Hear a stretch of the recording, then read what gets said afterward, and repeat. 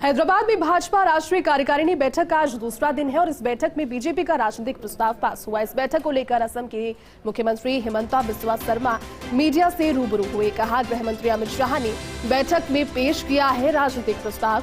गुजरात दंगों पर supreme court के फैसले को ऐतिहासिक उन्होंने बताया। कहा, कांग्रेस को मोदी फोबिया हो गया है। बैठक में अग्निपथ योजना की तारीफ हुई है।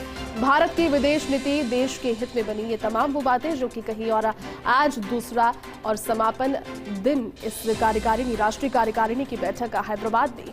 ये राष्ट्रीय कार्यकारिणी की बैठक एक लंबे समय के बाद आयोजित की जा रही है। महत्वपूर्ण है, इंपॉर्टेंट इस लिहाज से क्योंकि 18 साल के बाद हैदराबाद और उसके बाद में राष्ट्रीय कार्यकारिणी में भी एक 5 साल का गैप। बैठक में बीजेपी का राजनीतिक प्रस्ताव पास हो गया है। प्रधानमंत्री नरेंद्र मोदी आज एक विशाल रैली को संबोधित करने वाले हैं। देखना यह महत्वपूर्ण रहेगा कि क्या वो मुख्य बातें हैं जो प्रधानमंत्री नरेंद्र मोदी आज इस मंच से, इस रैली के मंच से सार्वजनिक रूप से संबोधित करेंगे। जिस प्रकार से भारतीय जनता पार्टी का विस्तार तेलंगाना में हो रहा है, जिस प्रकार से जनता के बीच से विश्वास आ रहा है, चाहे वो बाईपोल के चुनाव हो, चाहे वो जीएचएमसी के चुनाव हो, और इस रिस्पांस को देखते हुए केसीआर की जो सरकार है वो लगातार इनसिक्योर महसूस कर रही है और इसीलिए कभी केसीआर जाते नहीं है स्वागत करने भी प्रधानमंत्री का एयरपोर्ट पर। और जिस प्रकार से यहाँ पर एक पोस्टर वॉर भी चलाया जा रहा है, तो ये दिखता है कि किस प्रकार से केसीआर की सरकार बौखलाई हुई है, घबराई हुई है और ये सबसे भ्रष्ट सरकार है जो फैमिली फर्स्ट की पॉलिसी पर काम करने वाली सरकार है। और आज इस सरकार का काउंटडाउन शुरू हो चुका है। जिस प्रकार से जनता का समर्थन, चाहे वो नड्डा जी को उनके रोड शो में मिला हो, चाहे वो हमारे तमाम जो नेता है जो 119 विधानसभा पहुंचे उनको मिला हो, या जो आज प्रधानमंत्री को एक विशाल जनसभा में परेड ग्राउंड पर मिलने वाला है, ये दिखाता है कि तेलंगाना का भाग्य बदलने का वक्त आ चुका है। तो वहीं बीजेपी के हैदराबाद में आयोजित राष्ट्रीय कार्यकारिणी समिति की बैठक का आज दूसरा दिन है। प्रधानमंत्री नरेंद्र मोदी आज इस मीटिंग को संबोधित करेंगे। प्रधानमंत्री सिकंदराबाद के परेड ग्राउंड में विजय संकल्प सभा को संबोधित करेंगे और ऐसा माना जा रहा है कि मोदी इस रैली में 2023 में होने वाले तेलंगाना विधानसभा चुनाव के लिए चुनावी बिगुल फूकेंगे। क्या समीकरण रहेंगे, क्या मुख्य बातें रहेगी, उस तमाम जानकारी के साथ में हैदराबाद से हमारे सहयोगी आदित्य नागर इस वक्त हमारे साथ में लाइव जुड़ चुके हैं। आदित्य, आपका रुख करेंगे। आज महत्वपूर्ण दिन है, समापन सत्र है और एक लंबे समय के बाद में जो राष्ट्रीय कार्यकारिणी की बैठक हुई है, आज प्रधानमंत्री नरेंद्र मोदी का वो संबोधन बहुत महत्वपूर्ण रहेगा जिसमें तमाम वो ज्वलंत मुद्दे जो कि भारतीय जनता पार्टी ने भले ही अग्निपथ योजना से रिलेटेड हो या फिर तमाम वो सारी चीजें, आज क्या उनके संबोधन में महत्वपूर्ण रहने वाला है और किस तरह से राष्ट्रीय कार्यकारिणी की बैठक को आप देखते हैं अदिति?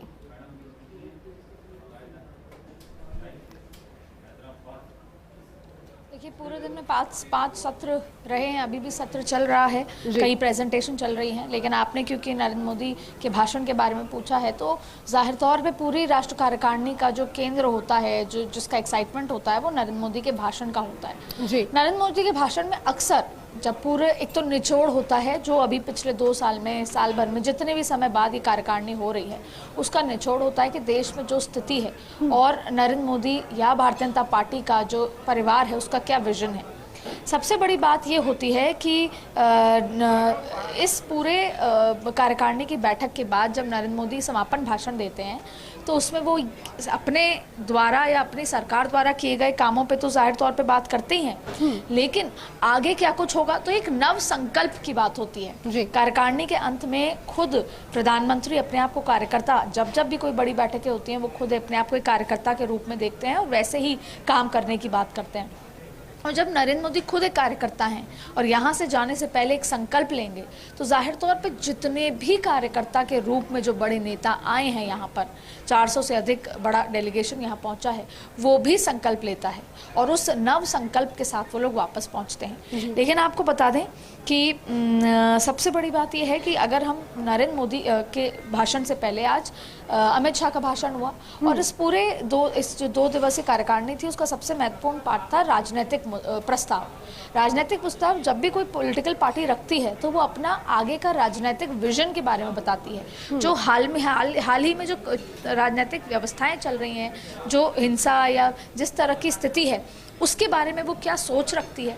तो आपको बता दें कि राजनीतिक प्रसार में ये तो ज़रूर उन्होंने अमित शाह ने एक बड़ी बात कही कि हम जल्द ही बीजेपी की जो सरकारें हैं, जो राजनीतिक प्रस्ताव में उन्होंने ये कहा कि हम तेलंगाना, आंध्र प्रदेश, तमिलनाडु जहां पर कार्यकारिणी हो रही है और जहां पर केसीआर से टीआरएस से जो है बिल्कुल लड़ाई एकदम खुलकर सामने आ चुकी है, केरला, पश्चिम बंगाल, उड़ीसा, यहाँ सभी जगह हम सरकारें बनाएंगे।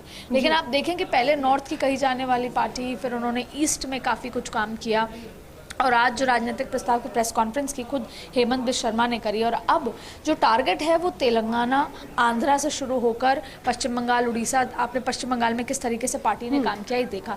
यानी कि सबसे पहला टारगेट तो ये रखा गया कि हमें साउथ में अपने पैर फैलाने हैं। कैसे करने हैं वो आगे आने वाले दिनों में जिस तरीके के दौरे होने वाले हैं, जिस तरीके के कार्यक्रम होने वाले हैं। इसके अलावा जो तमाम जो बड़ी बातें यहाँ पर आई हैं उसमें आपको कुछ बताना चाहेंगे कि राजनीतिक प्रस्ताव में जब ये बात हुई कि किस तरीके की हिंसा है तो अमित शाह ने ये बात कही कि जब हम मैक्रो लेवल पे बात करते हैं तो माइक्रो लेवल की चीज़ें देखी जाती हैं। अमित शाह ने बार बार कहा कि देश में तुष्टीकरण की राजनीति, परिवारवाद की राजनीति इतनी ज़्यादा गहरा गई थी कि उसके चलते देश की समस्याएं बढ़ी थी। और अब जब नरेंद्र मोदी की सरकार आ गई है, उन्होंने एक एग्जाम्पल कहा कि खुद मुख्यमंत्री नरेंद्र मोदी जो थे उन्होंने एसआईटी ने जितनी बार भी उनको गुजरात राइट्स के दौरान बुलाया वो गए, उन्होंने कोऑपरेट किया, किसी तरह का ड्रामा नहीं किया। उनका इशारा था कि आजकल के पॉलिटिकल लीडर्स जब किसी लॉफुल जगह से, अथॉरिटी से अगर कोई कॉल आता है, कहीं ना कहीं उनका इशारा राहुल गांधी के ईडी में जो बैठकें हुई हैं, जो पूछताछ हुई हैं, उस समय जिस तरीके का दिल्ली में माहौल रहा उसको लेकर था। उन्होंने कहा कि जो ये उदयपुर और ये तमाम जो घटनाएं हो रही हैं इसको तो ख़त्म जड़ से करना है, लेकिन इसको जड़ से ख़त्म करने के लिए तुष्टीकरण की राजनीति हुई, परिवारवाद हुआ, ये सारी समस्याओं से लड़ना ज़्यादा महत्वपूर्ण होगा। उन्होंने जातिवाद, परिवारवाद, यही सब कारण बताए इन सारी समस्याओं का। उन्होंने कहा कि उदयपुर और अमरावती पर हम जब मैक्रो लेवल की बात करते हैं तो माइक्रो लेवल के मुद्दे अपने आप ही सॉल्व होते हैं। हम परिवारवाद, जातिवाद, तुष्टीकरण की राजनीति को हराएंगे तो ये सारे मुद्दे, यानी कि सांप्रदायिकता ख़त्म हो जाएगी अगर तुष्टीकरण की राजनीति ख़त्म हो जाए। तो ये तमाम बातें हैं जो प्रधानमंत्री नरेंद्र मोदी हैं। अब वो क्या कुछ कहने वाले हैं इस बैठक में। अगर ये बात कहें कि इस पूरे बैठक का जो मुख्य मुद्दा रहा है, सबसे पहला तेलंगाना में आज जब हम सड़कों पर निकले, हमने कैब ड्राइवर्स, पान वाले, इन तमाम लोगों से, यहाँ तक कि जो होटल के बाहर गार्ड्स जो खड़े थे उनसे भी हमने बातचीत करने की कोशिश की कि तेलंगाना में अगले 1 साल में चुनाव है और भारतीय जनता पार्टी के तमाम दिग्गज नेता यहाँ पर आए हैं। तो मोस्टली लोग, क्योंकि बीजेपी भी यही कोशिश कर रही है कि जो अपोजिशन की स्पेस खाली है उसको भरा जाए, लेकिन कहीं ना कहीं जब लोगों से बात की, जब हम सड़कों पे निकले तो तमाम कैब ड्राइवर जो तेलंगाना, आंध्रा से बिलोंग करते हैं उनका ये मानना था कि 10 साल से केसीआर है, केसीआर ने बहुत डेवलपमेंट किया, लेकिन कहीं ना कहीं हम चाहते हैं कि नरेंद्र मोदी को मौका मिले। और शायद यही वजह है कि बीजेपी यही कोशिश कर रही है कि तेलंगाना से शुरुआत करके वो साउथ में अलग अलग जगह अपना पैर फंसाएं। और अगले 1 साल में आप देखेंगे कि प्रधानमंत्री नरेंद्र मोदी का, अमित शाह का, जेपी नड्डा का लगातार यहाँ पर दौरा होगा। और राजस्थान के लिहाज से आपको बताऊं कि यहाँ बेहद महत्वपूर्ण है। पिछले 3 दिनों में राजस्थान के जो समाज के लोग हैं उन्होंने अलग अलग कार्यक्रम किए, स्वागत समारोह किए, आवभगत के कार्यक्रम किए, जिसमें एक में वसुंधरा राजे को बुलाया गया, वहाँ पर वसुंधरा राजे की स्पीच हुई। राजस्थान के पूरी तमाम जो तरीके हैं, जो काम है, तमाम चीज़ों को लेकर उन्होंने वहाँ पर तारीफ़ की। वहाँ रह रहे लोग जो यहाँ पर तरक्की कर रहे हैं उनकी तारीफ की। उसके बाद एक और कार्यक्रम हुआ जिसमें गजेंद्र सिंह शेखावत और सतीश पूनिया ही पहुँचे थे। कल शाम को राजस्थान के समाज के लोगों ने एक कार्यक्रम किया जिसमें ओम माथुर भी पहुँचे थे। तो अगर पॉलिटिकली देखें तो क्योंकि हैदराबाद, तेलंगाना में बहुत सारे राजस्थानी जो हैं यहाँ पर बसते हैं, तो आगे आने वाले दिनों में और नेट प्रैक्टिस जिसे बोलते हैं, क्योंकि 1.5 साल 2 साल में राजस्थान में चुनाव है, 1.5 साल में, उससे पहले राजस्थानियों के जो वोट वाली जो पकड़ होगी उसको तेलंगाना में ज़रूर इस्तेमाल किया जाएगा। क्योंकि पिछले 2 दिनों से लगातार यहाँ पर राजस्थानी कार्यक्रम हो रहे हैं, राजस्थान समाज के कार्यक्रम हो रहे हैं और राजस्थान के तमाम दिग्गज नेता वहाँ पर पार्टी की विचारधारा को, पार्टी के बारे में और आगे की रणनीति के बारे में उनसे बातचीत कर रहे हैं। और ये बता रहे हैं कि अगर यहाँ पर भी नरेंद्र मोदी की सरकार आती है, भाजपा की सरकार आती है, तो और क्या कुछ बेहतर हो सकता है। फिलहाल कार्यकारिणी का ये जो आखिरी जो सेशन है वो 4 बजे नरेंद्र मोदी के भाषण के बाद खत्म हो जाएगा। उसके बाद 6:30 बजे रैली होगी, तमाम दिग्गज नेता वहां पहुंचेंगे। सिकंदराबाद रेलवे स्टेशन के पास वो रैली है और अभी तक तो जो कार्यकारिणी चली उसमें जितने भी नेता थे, दिग्गज नेता थे, और खास तौर पर नरेंद्र मोदी का भाषण कार्यकर्ताओं से के इर्द गिर्द होगा कि पार्टी को अब और ऐसा क्या करना होगा कि विश्व पटल पे भारतीय जनता पार्टी ऐसा कुछ काम करे कि भारत अलग से नजर आए। और वही मोटिवेशनल भाषण होगा जिसमें कि किस तरीके से पिछले 2 सालों में, 2.5 सालों में, कोरोना काल से पहले, कोरोना काल के बाद, चाहे हम विश्व में किस स्थिति से भारत उभरा है, चाहे फिर वो कोरोना हुआ, चाहे फिर वो इकोनॉमी की दृष्टि से हो, चाहे फिर वो और इस तमाम जम्मू कश्मीर की बात भी ज़रूर शामिल होती है उसमें।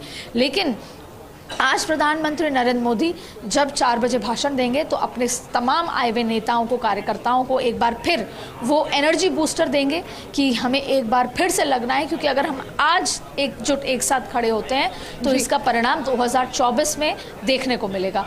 तो वो भाषण होगा। और इसके अलावा पॉलिटिकल भाषण आज देखने को मिलेगा 6:30 बजे जब उनकी रैली है, क्योंकि तेलंगाना में पॉलिटिकल स्थितियां बहुत अलग हैं और अब आर पार की लड़ाई है टीआरएस के साथ। तो जनता के अदिति, आपने ठीक कहा, स्थितियां अलग है और कोशिश यही की जाएगी कि दक्षिण को इस बार साथ लिया जाए। बहुत बहुत शुक्रिया अदिति तमाम जानकारी के लिए।